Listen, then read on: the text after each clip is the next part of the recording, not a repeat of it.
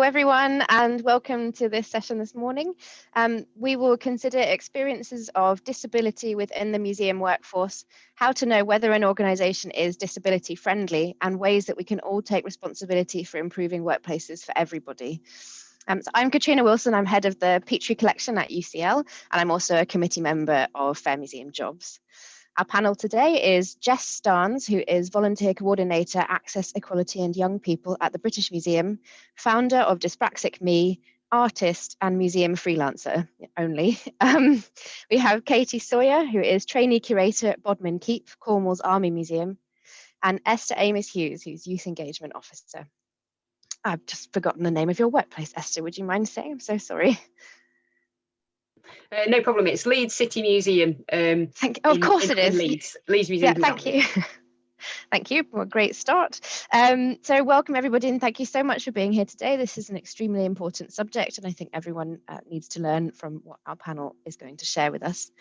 I wonder if we could start by each of our panel members describing your work and personal context. And I will start with Katie because you're the first on my loop of people on the screen.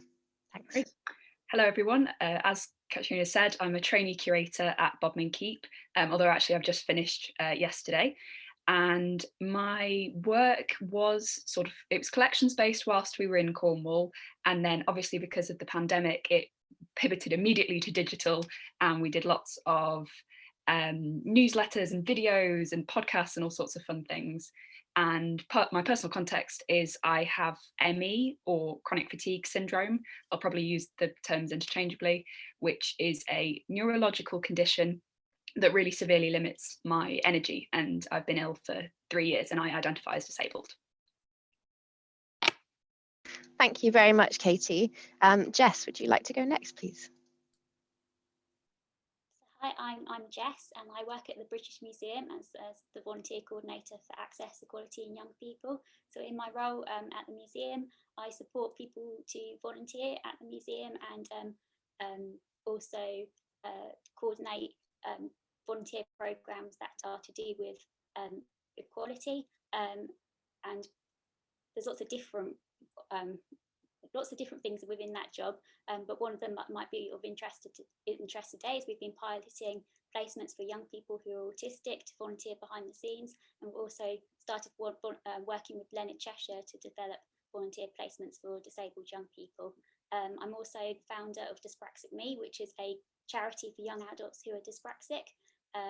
I'm also a consultant for Accentuate and worked on the History of Place programme, which was looking at 800 years of disability history, and I'm now working on their Curating for Change programme, which will hopefully, it's in its early stages, will be a traineeship and fellowship programme for disabled curators in museums.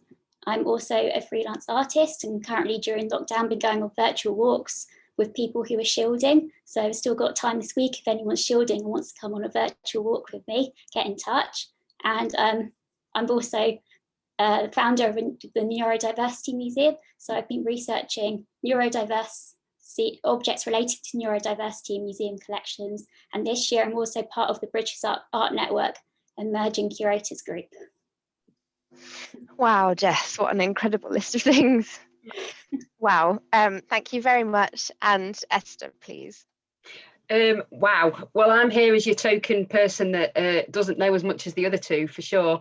I work at Leeds Museums and Galleries in community and youth engagement, which means working with, I'd just say everybody in Leeds to make the museum more representative. I don't identify as having a disability myself, but I have personal experience of caring for people with hidden disabilities such as trauma and attachment. And I think I'm mostly here today because over the years working at the museum with youth and community engagement, I've started to accidentally work on some programmes which offer opportunities, particularly for young people who identify or who don't identify as having neurodiversities. So it might be that it's not something they've told me about, but over time I've learned about adaptations and young people with mental health challenges as well. And that's also a little bit what Jess was saying about having a little look at our collections and how completely unrepresentative they are, and trying to have a look at what we can do to bring forward some of those hidden voices. So yes, that's my context. Thank you all so much for sharing that. That's really helpful. So I thought we would start with a question around organisational practice. This is something that came up in a few of the questions that were sent through from Eventbrite. So this is wondering whether it's possible to know whether an organisation is disability friendly and what indicators might there be of good and bad practice hidden or otherwise. Would anybody like to start? Yeah. Katie, thank you. So there's the Disability Confidence Scheme. It was positive about disability, but it was renamed in 2016. So that's a really good sign. And what it means is if you meet the essential criteria and if you disclose that you are disabled, then you automatically get an interview. So that's a really good sign that they appreciate that you are disabled and that they want to interview you. Sometimes organisations will say in job adverts, there'll be a little bit of a disabled people are currently underrepresented in our workforce and we want to hire people. I've found to treat that with some caution because it's very easy to say that. They don't always follow through.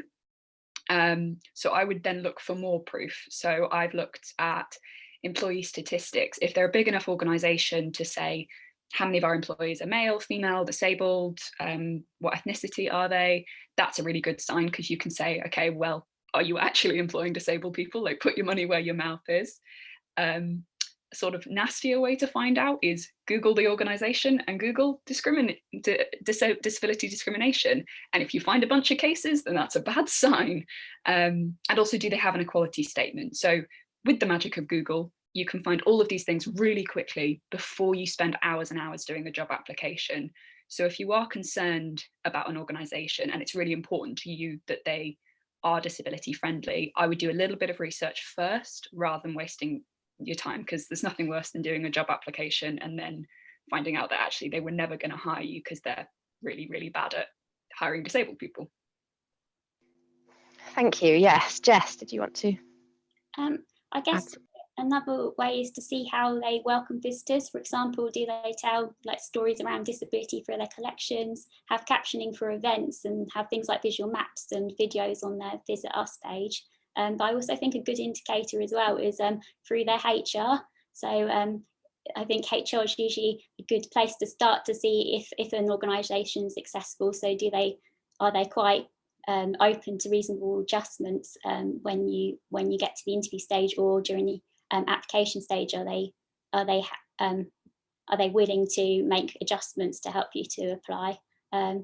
There's also, as you said, like the 2 ticks involved for disability, but sometimes I don't know if that's, I don't know what the word is, sort of like, I guess, like, I'm not too sure how truthful sometimes that is, if because the organisation isn't going to want to say that they're not welcoming to disabled people. Yes, and I think this year we've seen examples of organisations putting out statements that they don't necessarily follow through with on a number of issues. Thank you. Did I cut you off there? Were you about to add some more? Sorry. No, no. Okay, good. Sorry. Esther. I actually wanted to ask Jess and Katie something. I work for a local authority, so I would say on paper they say quite a lot of the right things. However, in practice, and I don't think this is necessarily a deliberate thing, in practice sometimes I think it is more difficult than it should be. So would you guys recommend, you've done your research, you've had a look, you've still got some concerns, actually making that call to HR and saying, what kind of reassurances can you give me about applying for this role? Because I know that when I've worked with, particularly when I've worked with neurodiverse young people, and I've desperately wanted to move them on to paid work within the museum sector, that has been an enormous challenge. And one of the biggest challenges is just putting the application form in front of them and finding that no matter how much preparation I've done beforehand and how much support I'm willing to, and impossible. Well, I didn't know that wasn't something that I was prepared for. So what can I do to make that easier? And perhaps Really, I'm asking you, if you were then to call HR and say, can you do anything? What kind of, whether you've done that and whether you'd recommend it? Thanks. Would either of you like to? So I've not called HR for the application process, only mostly when it got to the interview stage, but I know quite a lot of people who are neurodivergent.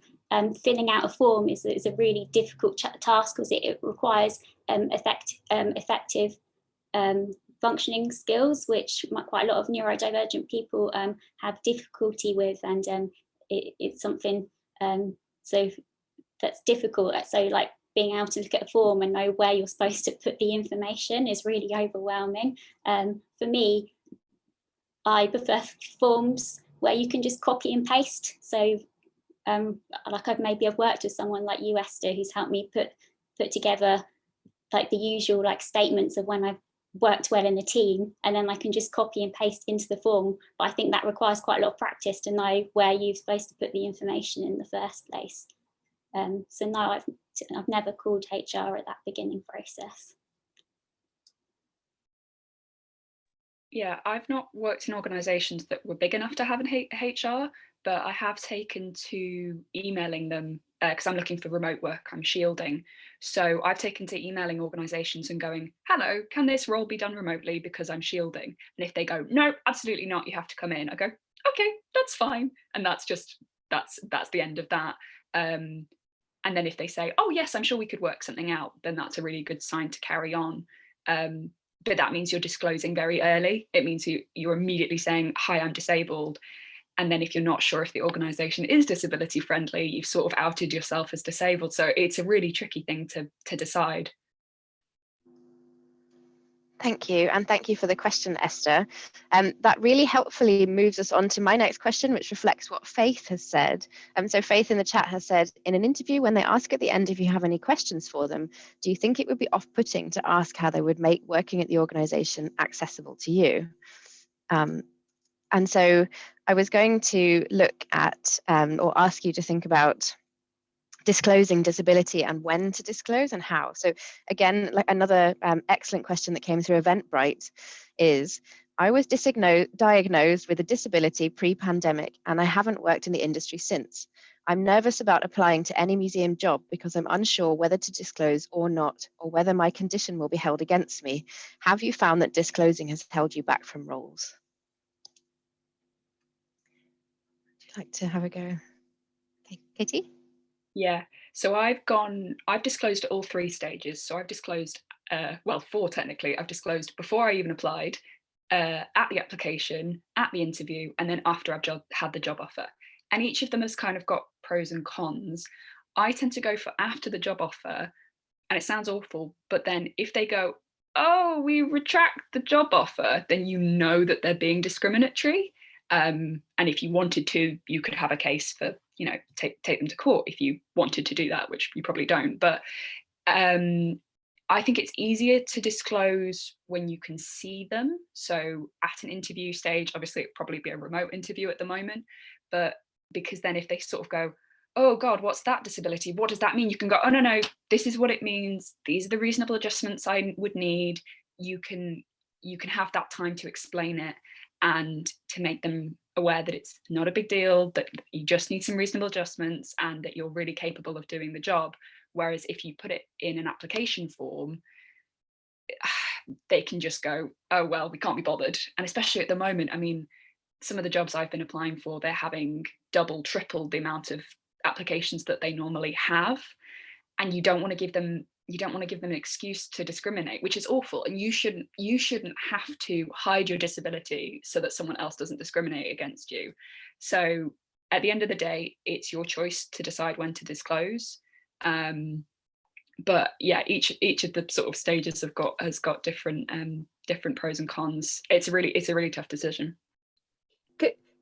Could I say something? Thank you for that, Katie. I want to put a bit of a plea out there. And I know this isn't the whole museum sector on this Zoom, but actually, I think reading the questions as well, I think what we're talking about is compassion. And this question about disclosing really interested me because quite a lot of the people that I've worked with have never disclosed anything to me. but it's become very apparent to me through just being around them that I need to adjust what I do in order to do the right thing and to enable them and me to get the most out of the job that we're trying to do together.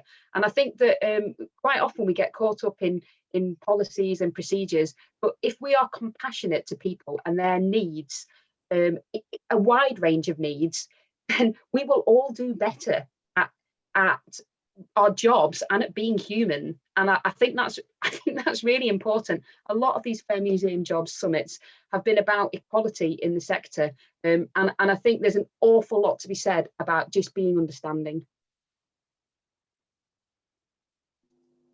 Thank you. Me too. Jess, did you want to? So this question comes up a lot within my charity, which is for young people who are dyspraxic, about whether they should disclose or not when they're looking for employment. And there's usually a space to write it on like the equal opportunities form rather than on the application form. But recently I have started seeing people put that on the job application form. So I wouldn't put it in your covering, not in like the covering letter statement bit, but at certain points of the actual application form, which isn't separate to the equal opportunities form. I have seen that question on the form, and I don't know if that's allowed. I thought it wasn't allowed, but I'm not too sure because I don't work in HR. And I what was I going to say? I haven't had any like negative experience with disability in the museum sector, but I've only had 2 paid roles within, full-time roles within museums, and the other positions I've had have been in youth work. And from my experience, I don't know if it's just because I've only had a few jobs in disability, but more jobs in youth work. I found that the youth work sector a bit more discriminative to disabled people than I have the museum sector. That's surprising, actually. I thought you were going to say the other way around, but I guess maybe that's a slightly positive thing for museums, unless both things are very bad, which is also possible. It's hard to judge, isn't it? Yeah, very. I've just seen Catriona's, hello, another Catriona, comment that it's a double-edged sword because obviously I want to use the 2-tick system as I'm entitled, but I don't want people to judge me, which says it all to me, really. And I very much, I very much agree with Esther about compassion. I think that's kind of an undercurrent in all of these sessions is compassion for other people as human beings. So yes, my next question, and I'm just keeping an eye on some of the questions in the chat too, but I'll read some of our pre-agreed questions now. I wondered if you could describe to us some examples of good and supportive practice that you've seen, led, or participated with that you'd like to share with everyone here. Anyone like to go first? We're being really polite. Esther. I'm not polite. So I am encouraged by individuals trying to help when they realise that the organisation has not done the right thing. So I think I'm not talking about discrimination here. I'm talking about trying to level out the playing field and realising as a sector that levelling out the playing field isn't the same as everything being equal, because everything isn't equal. That's why we've got to level it out a bit. So I had an experience last year. I've worked with a young man for a very long time now, and I am desperate to get him paid work, and I haven't succeeded. So caveat, like, this isn't a success story. However, I went and spoke to our senior management team and gave a bit of an angry, impassioned plea that we just needed to be doing more for some of these young people that have dedicated hours and hours to the museum, and then look at a job application and can't get over the form itself. And I was really encouraged because one of our senior leaders said, you know what, I've got something coming up. Why don't we bring him down? Why don't we show him round and he can ask questions? Why don't we help support with the form? And then why don't we call HR for him and say, what support can you offer in the application, interview and next process? He got a job interview. He didn't get the job, but just getting to that stage was such a huge, I mean, I cried, his mum cried, and he didn't cry, but we all cried, just the fact that we'd got to that stage. And that had come from me having an angry rant at senior management because I assumed that they weren't doing enough, and actually they hadn't been told what they needed to do. So I think being a strong advocate when you calling things out when you see that there's an issue, and being a strong advocate and suggesting changes, because we don't all know what we can do right until we try. Positivity. Thank you. Jess or Katie?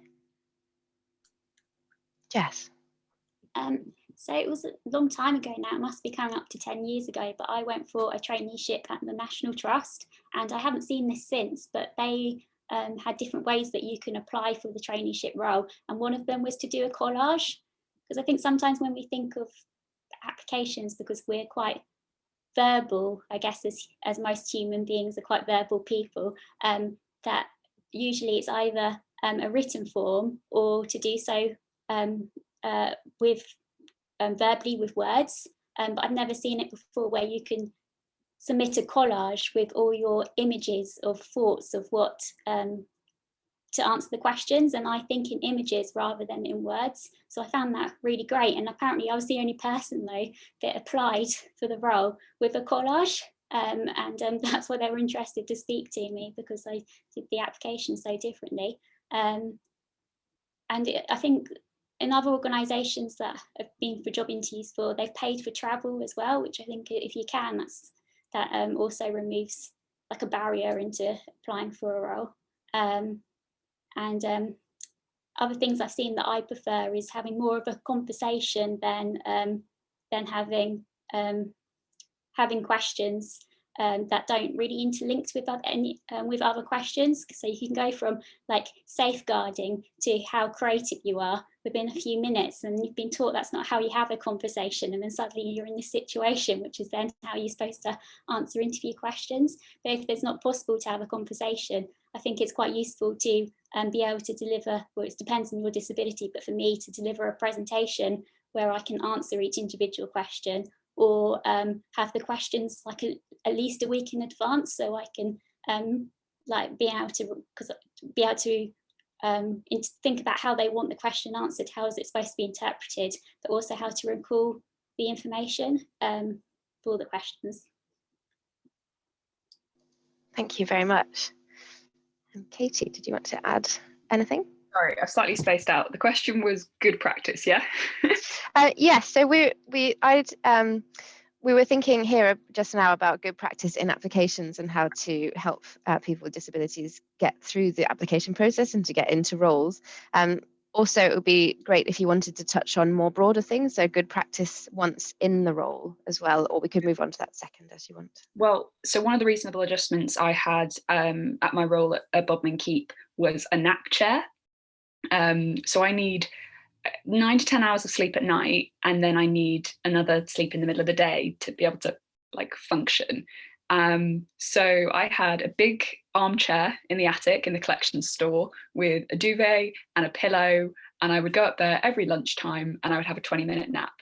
And it sounds like a very small thing, but my God, did it make a difference. It meant that I was able to work full time, which I would not have been able to do without that 20-minute nap. And it was also like a physical, every time I went up, it was a physical reminder that my organisation wanted me, that they were willing to make changes, that they were willing to make physical changes to the space so that I could do my job. And that sort of little ego boost every day was remarkable, and just made me feel better every time I had it. What a wonderful thing to do. That's really good. I think that's excellent. Jess, did you want to add anything about good practice in the workplace? Or so I've just put up a few more things as well. As following on from the interview stage, just something that tends to happen, which I don't think people think about, is when like the interview is going to be scheduled for. So it's probably not best to schedule it when people have to travel during rush hour, or they're going to miss their lunch because they would have been traveling when they should have been having lunch, and that can also have a big impact.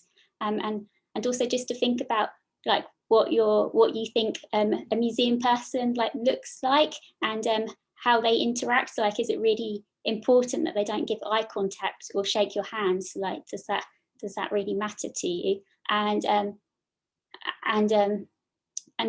there's also the thing about disabled staff having opportunities to progress and not just staying in their entry level role for I just see it quite a lot where disabled people don't really progress from entry-level roles, and they just go from one to another. And just thinking about traineeships and apprenticeships. So for entry-level positions, apprenticeships, you need GCSEs or functional skills in maths and English for, which is already a huge barrier. Whereas a traineeship, you don't need maths and English to be able to progress into that role.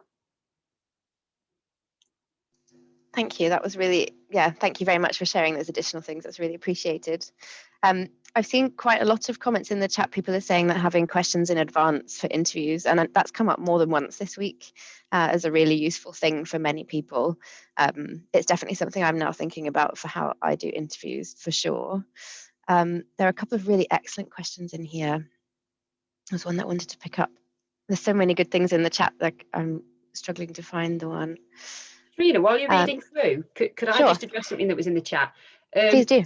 I thought Sarah raised a really good point, which was talking about how the experience of living with disability makes people suitable for a role. As I've already said, I don't have personal experience of identifying as having a disability, but I am a carer for people with invisible disabilities, my children. And I think even I advocate for them all the time, and I think that the things that make life extremely difficult for them are also huge, enormous strengths. But moreover, being around them and caring for them, I feel like this has suddenly got very personal, has made me about 1,000,000 times better at my job, because it's taught me so much about compassion and about what does and doesn't matter, frankly, that it's enabled me to bring a whole new side to my role. And I think anyone that I work with would say that I've become better at doing what I do in the 5 years that I've had my children. So I think that flipping it on its head and thinking about the positive attributes, it sounds really obvious and a bit glib, and I'm sorry for that, but I think that is really true, and it's true of everybody that I've worked with. From a young person perspective, that the things that they come and say, I'm really worried about disclosing this, I've said, but that is such a huge strength that I can see how that would make you ideal for this.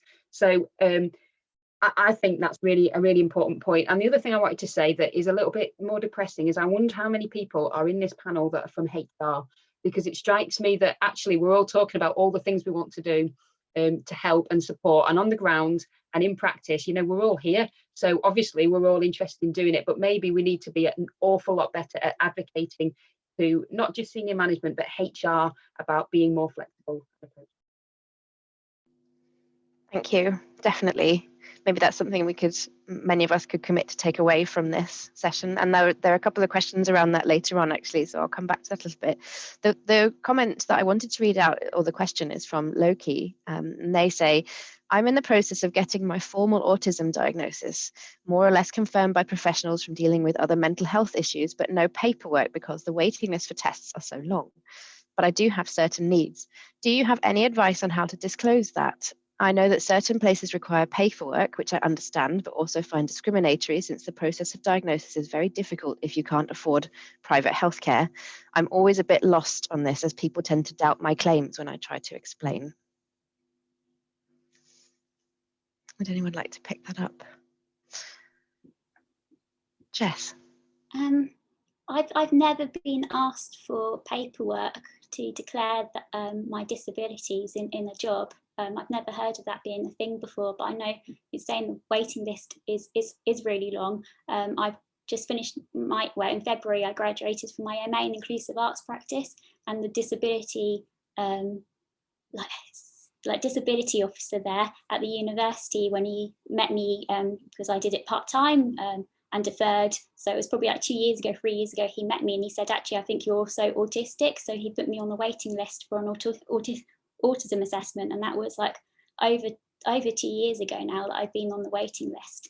And if you go through the NHS, it is a really long process, and to pay for it independently, it's like £500–800. So I don't really think I have advice other than the fact that I don't think they should be asking for you to have paperwork to declare it, because quite a lot of people, like you said, there's a really long waiting list, And it's also quite valid for you to self-identify as neurodivergent rather than having it on paper. Yeah, I just Katie. come in on that. Loki's just clarified that it was to get support at university, and I had the same issue. So I became ill in the end of my first year at uni with ME, and ME doesn't have a test. It doesn't have a diagnostic test. So the only thing you can do is just eliminate every other thing that could cause fatigue until you're left with, well, I guess it's chronic fatigue then. And I remember going to my disability support service at university saying, okay, we think it's ME, but we don't have a diagnosis yet, but I'm sleeping 14 hours a day. I'm really struggling with uni work. I'm really struggling with essays. I could do with extensions.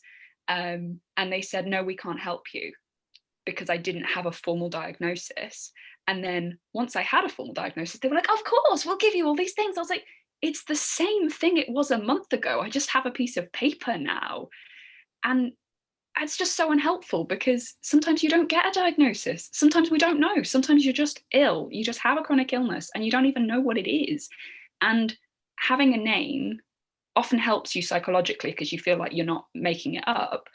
But you should still be treating the symptoms. You should still be treating the issues, and you should still be making it easier for the person, regardless of what their condition is. So if they say, hi, it would be really helpful if I could have the questions early for an interview, or could I come at a slightly different time, or could it be a Zoom interview?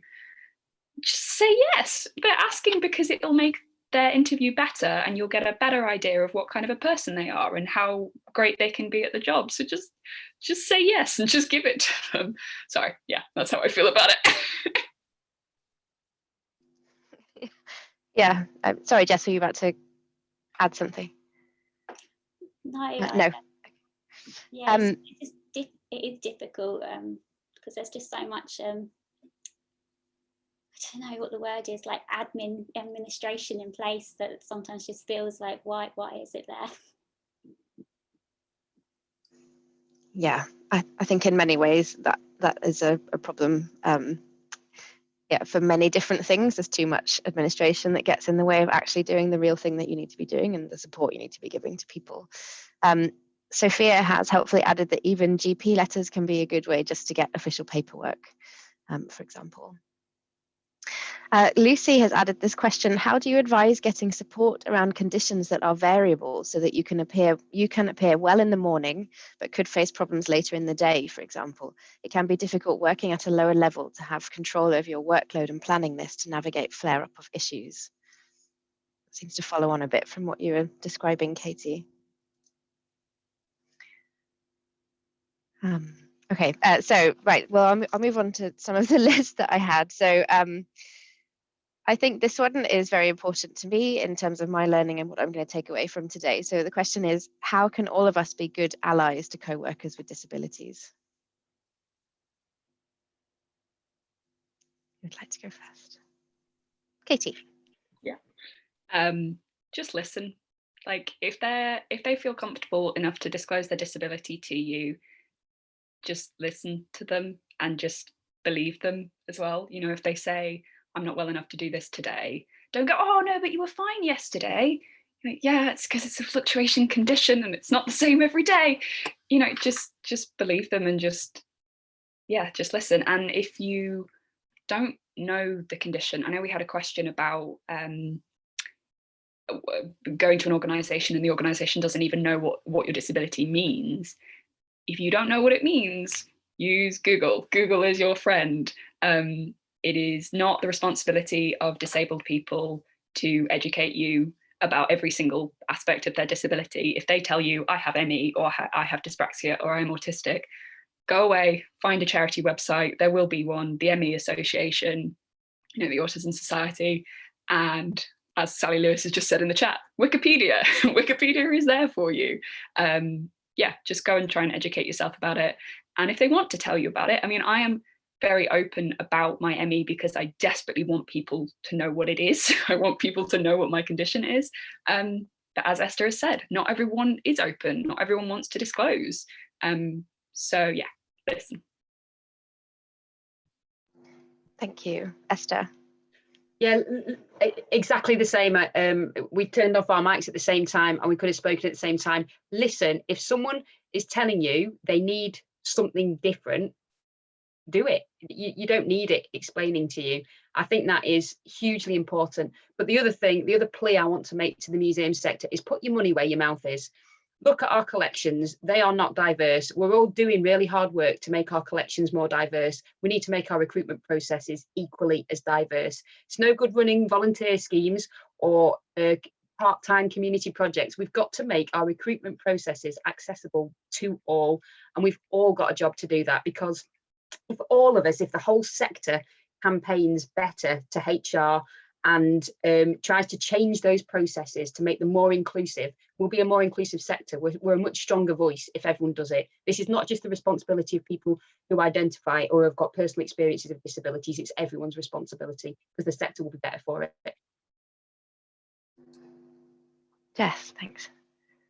I guess as well, it's looking at it as a whole picture and thinking as a team, like what might be a barrier. It might be hard if your team isn't diverse, but as a starting point, and then to also go out and speak to and include, because there will be, it depends how small your museum is, but there will be disabled people in your organisation. Well, hopefully there should be, and also just carrying on from what Katie was saying, that I guess it's not to be, maybe not all disabilities, but certainly, like if you look at dyspraxia, there's so many, don't like the word, but it's such for dyspraxia, but symptoms, like a really, really long list. But dyspraxia is also diverse in itself, and not everyone will have all those symptoms. So also just to be quite open and willing to ask questions. And I guess dyspraxia as well, following on from one of the questions, it can change day to day in certain ways. Like some tasks might be more difficult one day and less difficult the other. And with dyspraxia is also how much sleep you've had will also impact on your work the next day. So I guess it's really just being open and having like a collaborative and safe space as an employee, as an organisation. Thank you very much, all three of you. There's a really good question just popped up in the chat from Emma, which is, does anyone on the panel or elsewhere have advice for finding references for jobs when you've been out of work as a result of a disability? Lots of jobs ask for 2 or 3 references, which can be unrealistic. Do you have any advice about finding references creatively? Sorry, so Katie. I've only had one job, so at the moment, yeah, I only have one reference, and then I use one of my lecturers from university. But I mean, depending on what stage you're at in your career, that might be too far back to be useful as a reference. If you're able to volunteer, not necessarily in museums, it could be anything. Maybe I would think your volunteer coordinator would be a fine reference, because you're doing work, it's just not paid work. So I would hope that organisations would accept that as a reference, but obviously that's contingent on you having enough time, energy, wellness to be able to volunteer. Yes, thank you. That's something that will inevitably come up in the volunteering session on Saturday afternoon. That's volunteering is a privilege that's not available for everybody. But that's a really good point. Jess or Esther, would you like to add anything about references? Have you supported it? Yeah, Esther, thank you. I was just going to pick up on your point about volunteering, actually, because I think we'd all do ourselves a favour if we see volunteering as rather broader than coming in once a week for an hour or doing a 1-week placement. So I've provided a lot of references over the years for people who I might have worked with. People might not have called it volunteering, but I know that they have provided. I can demonstrate that they've demonstrated the skills that job needs, and I can creatively show that, I don't know, timekeeping or whatever it is. So I think try and be creative to people that you have met professionally and not professionally, you know, in your academic life or in any part of your life, because the skill sets are out there. We've all got to help you evidence that. I think that's a really important point about volunteer managers and volunteer coordinators. It's that it should be a commitment to give something back to anybody that volunteers with you, and it should involve career advice and discussions and support and references if that's what the person is volunteering for, which you should know because you should have asked them why they're there in the first place, but not everybody does. They should. Jess, did you want to add anything? And if not, I will move on to the next question. Yeah. And well, at the British Museum, we also write references for volunteers. Yeah, we can write. Might not know the volunteer if they because I've only been there 4 years, but we still write references for volunteers who maybe volunteered, I don't know, 10 years ago. We would still write them a reference to say, even if we didn't know them, just to say that they volunteered here from this date to that date. Thank you.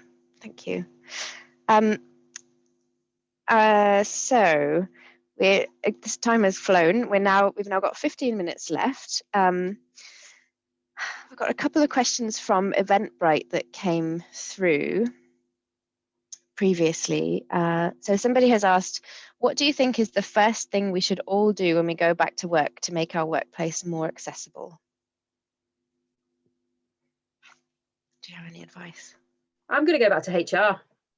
This has made me angry again. So I'm going to go to senior management and give another rant, and then I'm going to go to HR. And I'm not high enough up to do anything massive, but on a person by person basis, some of these young people that I've worked with, I'm just going to keep trying. I think if we could all do that, then we will get somewhere, because there's a huge tranche of museum professionals that want to change things, but we've got to stand up and have those awkward conversations where we say this isn't good enough, we've got to do better. I think Fair Museum Jobs would agree with that approach. Definitely. Katie, sorry, and then Jess, apologies, I saw Katie first. Yeah, I mean, I would say don't wait until you go back into the workplace. If you're working remotely, start now. I've been working remotely since March, and as I said, I've been shielding. And Zoom calls, I mean, we all know about Zoom fatigue. Imagine combining Zoom fatigue with regular fatigue. I can't last longer than an hour on a Zoom call. Longer than an hour, I'm still there, but the glazed look behind my eyes will tell you that I'm not concentrating. I'm just getting more and more tired and more ill. So I've had to be really strict, and I've had to really advocate for myself and go, no, really, after an hour, I need a 5-minute break. And so does everybody else. I mean, nobody wants a 3-hour Zoom call. People want to go to the toilet, people want to have a cup of tea, stretch their legs, look away from a screen. So I would say don't wait until you go back in. Start now, because remote work can be more accessible for disabled people. I think we have found that organisations that have said, no, of course it couldn't possibly be remote. Turns out it could have, but it's not accessible for every single person in exactly the same way, because disability is a spectrum. So yeah, maybe think a bit creatively about what impacts working remotely could have on accessibility, and again, talk to your disabled employees if they're out, and if they're not out and disclosed to you, send around a survey and say, hi, what could we be doing to help you? Mind had a really good I think it's called a working action plan, and you fill it out as an individual and you say, these are the things that working remotely has done well for me, and these are the things that it's done, that have not been helpful. And then the idea is that you send that to your line manager, and your line manager has a better idea of the things that are and aren't working for you and what they can do to help. Yeah. Thank you. I've seen that Louisa shared that link in the chat, and I've just clicked it to save for later. That sounds amazing. I also noticed that Loki agreed with you and said just before you that all of these times where we've been told things can't be done remotely, and they can. I think also it's really important what you just said about digital things, and how I think there's an assumption that digital is automatically more inclusive, but actually it's exclusive in 100 different ways. It's just there's difficulties with all of them, and there's positives about all of them. You just have to know and do your research. Jess, sorry, your turn. So say again, like HR, I think that is a big place to start making change. And I always think, why are interviews completed this way? Like, have we just been doing the same thing that they were doing 100 years ago? And like also, what is a reasonable adjustment? Like, we get asked as disabled people, what is a reasonable adjustment? But sometimes we don't know. Like, we haven't done the job before. It always feels like sometimes that's put on the disabled person rather than the organisation of what is reasonable. And then reasonable is such a strange word, isn't it? Like, who decides if something's reasonable and who doesn't? And I think I was going to say something else, but it's just disappeared. It's gone. Oh, it was about pandemic. I've never worked from home before, and this is new for me, and I like it. Apart from like the anxiety of a pandemic, like this new way of working for me has actually been more accessible, and I've been really amazed of like maybe how much I was what the word is, like trying to fit in to this is how you work, and like having this work structure that we had previously, I've realized I was really like forcing myself into fitting into that, and like the pandemic's actually really opened up like for me to think about myself and how I work and how I prefer to work, if that makes sense. Yes, it really does. That's a really good point, and I imagine things to do with working hours and times you do different tasks becomes you're maybe more in control. You have an opportunity to be more in control. Perhaps is that what you've been finding? Yeah, definitely. Like I like there is a link to dyspraxia and sleep, but there's not really been that much research into it. But there is something there that's in the community knows it's there, and like just fitting into my normal sleep pattern and not getting up at 6 a.m. has made such a big effect for me. I'm actually doing tasks. Like, I find the home life more disabling than I find work life, and I'm doing tasks independently by myself that I haven't been able to do before. And I think it's just because I've been so exhausted. Wow. Thank you for sharing that. I think there are a lot of things from the way we work now that I hope that people take note of and think about in the future. And there's a lot of everybody saying those things, but I hope it's the case. That's a really important thing to think about. Thank you, Jess. Faith has asked in the chat, if you're comfortable, could we go over the kinds of things you've asked for as reasonable adjustments? Or does somebody have any links? It's quite difficult to know what would make things what things would actually make working easier for you and what things are reasonable, or things you've seen people ask for. Sorry, she said at the end. Would anybody like to add? I've never had to ask for an adjustment myself. One thing that strikes me in your question there is I don't think any adjustment is unreasonable. If it helps you to perform the job, then I just think we need to see things an awful lot more flexibly. And in terms of I have made a lot of adjustments to for the volunteering, long-term and short-term volunteering, and every adjustment has supported the person, and it has made the group that I'm working in or my own practice much better. So I think questioning whether something is reasonable, I'm not criticising the questioner here at all, but I think, you know, we are coming at it from the wrong angle as people that are trying to advocate and support. If we're saying, oh, is that reasonable enough? Be compassionate. Thank you. Jess or Katie, do you want to add anything about the kinds of things that could be asked for as adjustments? Something we haven't talked about that you can ask for once you're in the workplace is access to work. It's a government fund where they have somebody come and assess you, see what would be a reasonable adjustment, and they talk about what kind of things that could be. So it could be software, or a support worker, or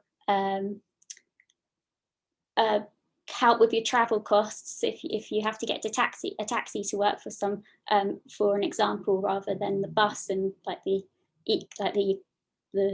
how big difference that is in terms of finance. So access to work can pay for lots of different things, but I guess it does really vary on your disability and what would work for you, because not everything works for someone else would work for you. Yes, of course. Katie. So when I was starting my role at Bodmin Keep, I disclosed after I got the job, and then thought, oh, God, what reasonable adjustments should I ask for? And it was my first full-time job, so I didn't know what reasonable adjustments I might need. So again, our friend Google, I just Googled and was like, what do other people with ME need in a workplace? Not necessarily in the museum workplace, just in any workplace. And I found a big list of flexible working hours, working from home. This was pre-pandemic, working from home, somewhere to sleep at lunch. The big one for me is knowing what I'm going to do in advance. I can't suddenly have a task thrown going, oh, we need to do this by tomorrow, because if I have carefully plotted out my allotted energy, there is no wiggle room for an emergency task. But I mean, that's just sort of good management and good organization, to not suddenly have to do a big task last thing on a Friday or something. So I found a list of reasonable adjustments, and I emailed them to my director and said, would any of these work? And she just said, yeah, all of them. We'll discuss it in your first week. So that was a wonderful start to the job. But yeah, it can be really hard to know what will help you. And I think, don't be afraid of, if a couple of weeks in or a month in or 6 months in, you go, oh my goodness, this would really help, and you haven't thought of it. Don't feel like you have to know the first day exactly what you're going to need. If you find something that's going to help you more, go to your line manager and say, hi, really need this reasonable adjustment. It would make me so much better at working. And hopefully, they've had you for 6 months. They know you're a great worker, and they'll be willing to make that adjustment. But yeah, reasonable is such a movable feast, because what is reasonable for one manager will not be reasonable for another. But as Jess says, if cost is an issue, access to work will pay for it. And I think a lot of managers maybe don't know about that. But yeah, like, they can just pay for all of the the physical interventions that you might need. Thank you. Yes, I didn't know about access to work, so that's extremely helpful for me. Thank you. And then also thinking about what you were saying just there, Katie, there must to have the confidence to realize that an adjustment that you requested, it just isn't working out, and to turn it down and pick something else. And line managers having the ability to not have ticked it off in their minds at that point, like, that seems very important. And I can imagine some organizations might think, well, this person's new, we've done what they've said, we can move on, they're already here. And it's really important that nobody does that ever, that you constantly ask questions and listen to what your team is telling you. Somebody's actually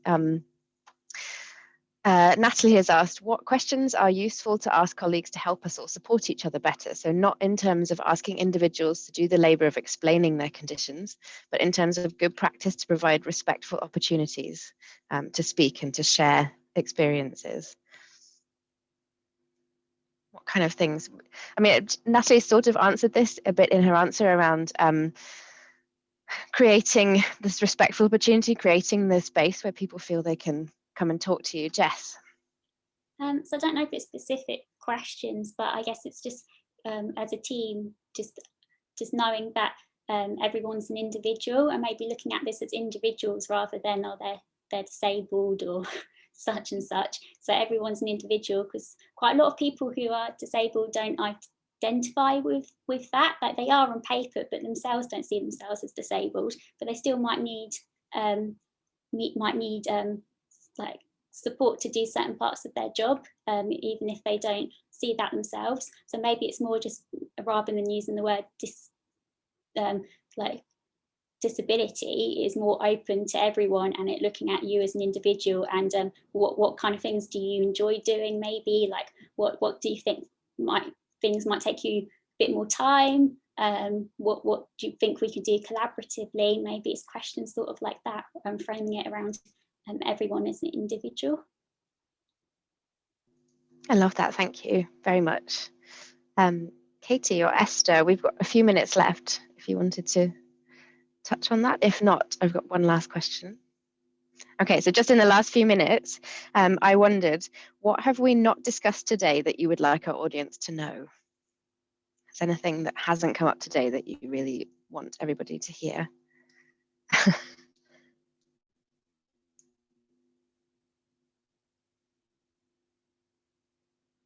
I think we've covered most of it, but I mean, the thing that has come up in the chat a couple of times is, and in our conversation, is disability doesn't mean you're lesser. it doesn't mean you're a worse employee, it doesn't mean you're less than. And sometimes you'll have brilliant skills, as Esther was saying, sometimes you'll have brilliant skills because of your disability. I mean, when I do job applications and they say, are you organised? Are you good at time management? I'm like, I'm so good at time management. At university, I could do what would take my workmate, my flatmates, they would take 8 hours to revise, and I could do it in 4 because I only had 4 hours of brain power. So that was all I had left. So I would try and see disability, especially if you're hiring, especially if you're an employer, I would try and see disability as a positive thing, as, oh, we're going to get really interesting skills, we're going to get really interesting perspectives, rather than, oh, we have to make reasonable adjustments, how annoying. You know, see it as an opportunity rather than a disadvantage. Yeah, I completely agree with that. It's made me think during this panel session that every adjustment that I've made, and that, again, I don't really like that phrasing, but it's just made me look at my practice and has improved the way that we do things. So actually, I don't think it's about whether an adjustment is reasonable or not. It's just about looking at what you do, at any individual at all, and saying, could we do this better? So I think that's a really important point that Jess made before about individuals, and that Katie's just made there as well.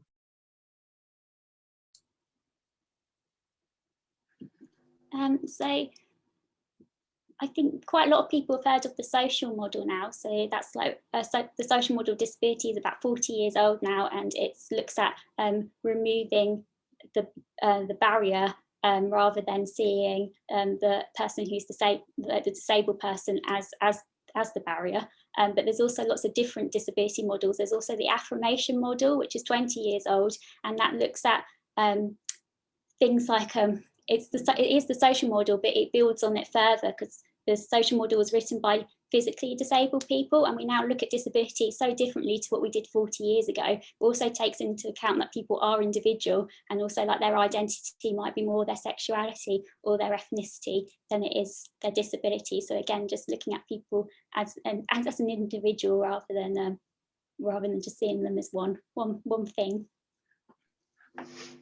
Thank you. I think that's a really wonderful note to end on. We've just hit 12 o'clock, which has gone very quickly.